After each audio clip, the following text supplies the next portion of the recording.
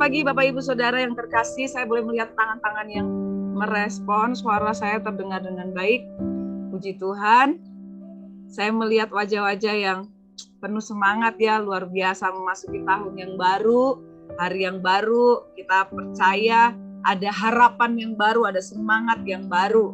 Bapak Ibu, kita hidup dalam situasi dan kondisi yang tidak menentu, kita tidak tahu apa yang terjadi 1-2 jam ke depan. Tapi satu hal, kita percaya bahwa di dalam Yesus ada kepastian. Bahwa di dalam Yesus kita sanggup melakukan segala perkara. Ya, beberapa minggu ini kita sudah beberapa hari ya, kita sudah diberkati dengan kebenaran firman Tuhan, di mana tema kita pada tahun ini adalah hidup berfokus pada Kristus. Jadi satu tujuan yang kita harus tahu bahwa saya harus hidup berfokus pada Kristus, karena itulah menjadi tujuan kita, menjadi akhir final kita, yaitu bersama. Bagi kita belajar dari seorang Paulus, di mana dia memiliki satu keyakinan, satu fokus, yaitu Kristus dan surga. Ya, yang menjadi tujuan utama, yang menjadi fokus dari Paulus, yang selalu dia pegang, dia perjuangkan, dia pertahankan adalah hidup berfokus pada Kristus. Dia berkata, yang kukehendaki ialah mengenal Dia dan kuasa kebangkitannya, pengenalan akan Kristus yang benar. Ya, kita belajar bagaimana Paulus bisa mencapai tujuan akhir, di mana dia berlari sampai tujuan. Ya, setiap kita harus punya tujuan. Ya, kita hidup ada di dunia ini, kita diciptakan, kita ada, itu pasti ada tujuannya. Setiap benda yang ada di sekitar kita juga diciptakan itu ada tujuannya. Demikian juga dengan kita. Setiap kita harus tahu apa sih tujuan saya ada di dunia ini. Apa yang menjadi goal saya, apa yang menjadi fokus saya ketika saya ada. Dasar ayat kita adalah dari Filipi pasal 3 ayat 13-14. Paulus berkata, saudara-saudara, aku sendiri tidak menganggap bahwa aku telah menangkapnya. Tetapi ini yang kulakukan, aku melupakan apa yang telah di belakangku dan mengarahkan diri pada apa yang di hadapanku, dan berlari-lari kepada tujuan untuk memperoleh hadiah, yaitu panggilan surgawi dari Allah dalam Kristus Yesus. Kalau kita belajar bagaimana latar belakang Paulus ya, dia seorang yang hebat, dia seorang yang luar biasa sebelum dia mengenal Tuhan. Bahkan dia seorang yang tokoh yang hebat untuk menganiaya jemaat. Tetapi ketika dia mengenal Kristus, dia tinggalkan semuanya, bahkan dia kejayaan, kemuliaan yang lama, dia bilang seperti sampah. Ya, dia anggap seperti sampah, dan dia mengarahkan diri kepada Kristus, dia berbalik kepada Kristus. Dan ketika dia berbalik kepada Kristus, ada satu pernyataan di sini yang saya suka. Saudara-saudara, aku sendiri tidak menganggap bahwa aku telah menangkapnya. Artinya apa? Paulus merasa bahwa dia belum selesai, walaupun dia sudah mengalami perjumpaan secara pribadi dengan Tuhan, pengalaman pribadi dengan Tuhan, tapi dia masih punya satu kerinduan bahwa dia tidak menganggap bahwa aku sudah selesai atau proses ini sudah selesai, aku sudah ketemu sama Yesus. Benar, tetapi dia menganggap belum menangkapnya. Artinya apa? Ada satu kerinduan untuk lebih lagi, mau maju lagi, mau mengenal Allah lebih lagi, sehingga dia punya kerinduan, kemauan untuk berlari-lari mencapai tujuan. Tetapi ini yang kulakukan, aku melupakan apa yang telah di belakangku. Kita biasanya kalau tahun baru gini, biasanya kita melakukan resolusi ya. Tahun lalu apa yang kegagalan-kegagalan atau kekurangan-kekurangan apa yang saya perlu perbaiki. Kita mulai menyusun nih strategi, kita mulai menyusun nih. Tahun ini mungkin saya akan memanage keuangan lebih baik. Saya mau hidup lebih sehat. Saya mau memanage waktu lebih baik, atau ada hal-hal yang kita pengen capai di tahun ini. Dan kita mulai memperbaiki ya masa lalu kita. Kalau ada kegagalan, ada mungkin hal-hal yang belum kita capai, atau hal-hal yang mengecewakan, kita berusaha untuk menguburnya semuanya, mengampuni orang-orang yang melukai hati kita, dan kita mulai memandang ke depan. Kita mulai berusaha untuk memandang harapan-harapan ke depan. Aku melupakan apa yang telah di belakangku dan mengarahkan diri kepada apa yang di hadapanku dan berlari pada tujuan untuk memperoleh hadiah, yaitu panggilan surgawi dari Allah dalam Kristus Yesus. Yang perlu saya pengen sharing yaitu bahwa kita harus tahu tujuan hidup kita. Orang yang nggak punya tujuan, tidak punya tujuan dalam kehidupannya, dia tidak tahu untuk apa saya ada di dunia ini. Bahkan dia nggak punya semangat, dia nggak punya antusias untuk mencapai sesuatu. Orang yang nggak punya tujuan, dia nggak tahu arah. Tetapi kita adalah orang-orang yang punya tujuan. Kita harus tahu bahwa tujuan kita ada di dunia ini. Kita hidup sampai hari ini. Kita harus bekali bahwa Tuhan belum selesai dengan hidup saya.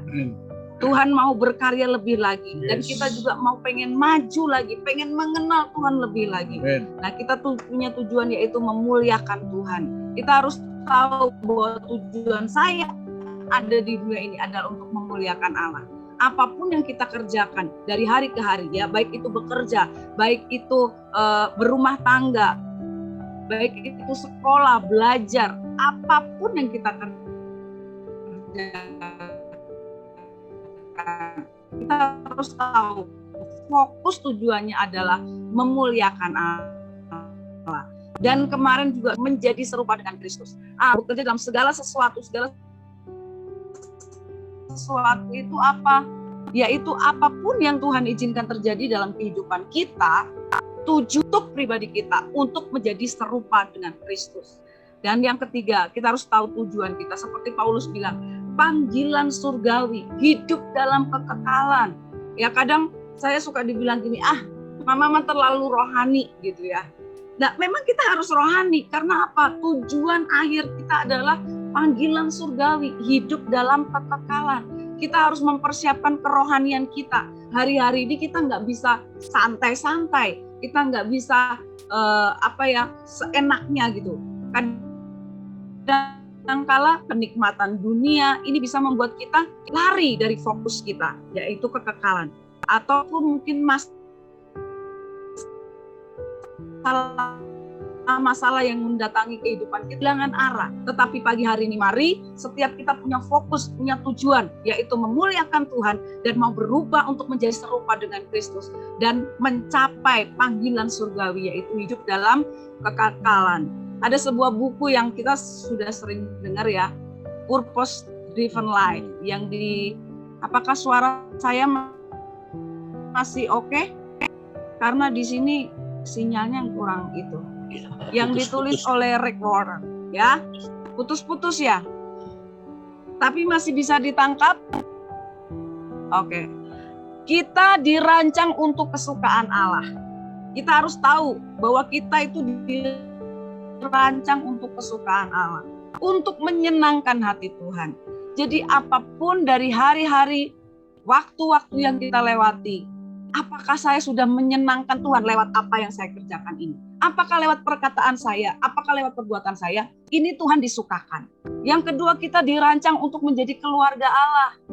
Kita saling mengasihi, saling mendukung, saling menopang. Seperti pagi hari ini, kita saling mendoakan, saling menguatkan. Yang ketiga, kita dirancang untuk menjadi serupa dengan Kristus. Kita dirancang untuk melayani Allah. Jadi kita adalah orang-orang yang diciptakan dengan satu tujuan untuk melayani Raja di atas segala raja. Dimanapun Tuhan tempatkan kita, sebagai ibu rumah tangga kah, sebagai kepala keluarga kah, sebagai bos di kantor, atau sebagai karyawan di kantor, bahkan sebagai tukang becak sekalipun. Kita dirancang oleh Tuhan untuk melayani Allah. Mungkin ketika mengayuh becak, kita bisa mencukupkan kebutuhan keluarga kita, juga kita bisa memberitakan kasih Tuhan lewat kehidupan kita. Dan yang terakhir, kita dirancang untuk sebuah visi, sebuah misi. Ya, Tuhan punya rancangan pada setiap pribadi lepas pribadi kita. Ini yang perlu kita kejar. Apa ya Tuhan yang Tuhan mau lakukan lewat hidup saya? Mungkin ada yang ditempatkan di kantor, mungkin ada orang yang ditempatkan di penginjilan, atau ada orang yang ditempatkan di gereja, atau apa saja. Kita punya misi, yaitu untuk memberitakan Kristus lewat kehidupan kita. Jadi kita harus tahu tujuan hidup kita. Untuk itu kita mau belajar. Hari ini saya rindu untuk membagikan 3 hal. Yang pertama adalah kita untuk mencapai tujuan, kita harus punya tekad yang kuat. Ya, untuk mencapai apa yang harus kita capai, kita harus mempunyai tekad yang kuat, karena itu yang membuat kita mencapai keberhasilan, mampu mengatasi kegagalan. Kadangkala kita merasa lelah, capek apalagi kalau yang menghadapi masalah, tantangan, sakit penyakit. Kadang mungkin saya hari pertama di bulan Januari itu mungkin Ibu Ani waktu itu bilang, pokoknya kita sebelum menghadapi tantangan tersenyum dulu. Kita pikir, wah hari ini adalah hari pertama. Wah kita mungkin punya harapan yang luar biasa. Tak lama kemudian siang-siang anak saya udah bilang, ada jemaat yang ngeluh sakit-kesakitan. Akhirnya kita harus pergi untuk bawa dia ke rumah sakit. Jadi ini baru awal, tetapi tantangan itu sudah ada di depan kita. Dan mungkin dalam kehidupan kita di masa lalu kita, di tahun-tahun yang lalu mungkin ada kegagalan-kegagalan yang kita hadapi.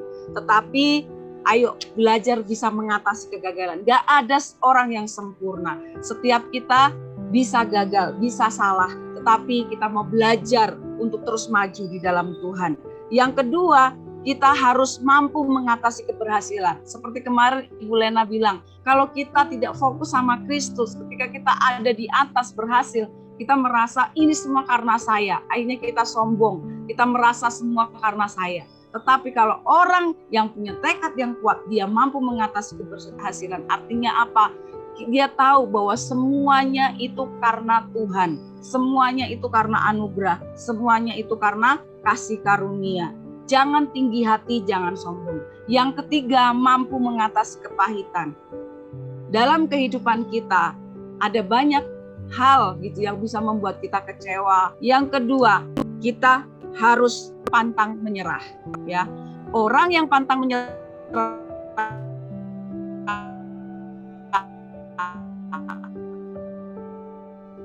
akan sabar dan kuat dengan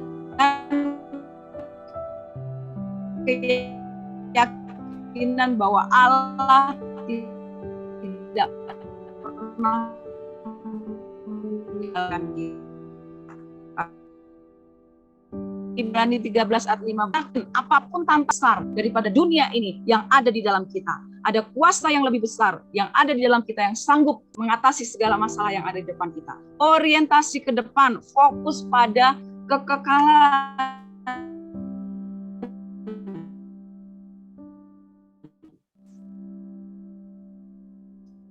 Jangan menyerah, jangan mudah putus asa. Tanpa pengharapan, orang akan putus asa, akan menyerah. Mari pagi hari ini kita sama-sama belajar dari seorang Paulus, bahwa dia telah menyelesaikan pertandingan dengan baik dan sudah mencapai garis akhir, dan dia memelihara iman. Saya berdoa biar setiap kita yang ada pada pagi hari ini, kita punya semangat antusias berlari-lari sampai tujuan, sehingga kita mencapai garis akhir, mencapai garis finish. Tantangan apapun di depan kita, jangan pernah menyerah, Tetap miliki tekad yang kuat, semangat yang kuat, pantang menyerah, harapan yang tidak pernah padam. Seperti Paulus berkata bahwa dia menguasai diri dalam segala hal, menanggalkan segala beban, dan berlari sampai tujuan. Saya berdoa biar setiap kita pagi hari ini memiliki semangat yang sama untuk menyelesaikan pertandingan dengan baik. Amin.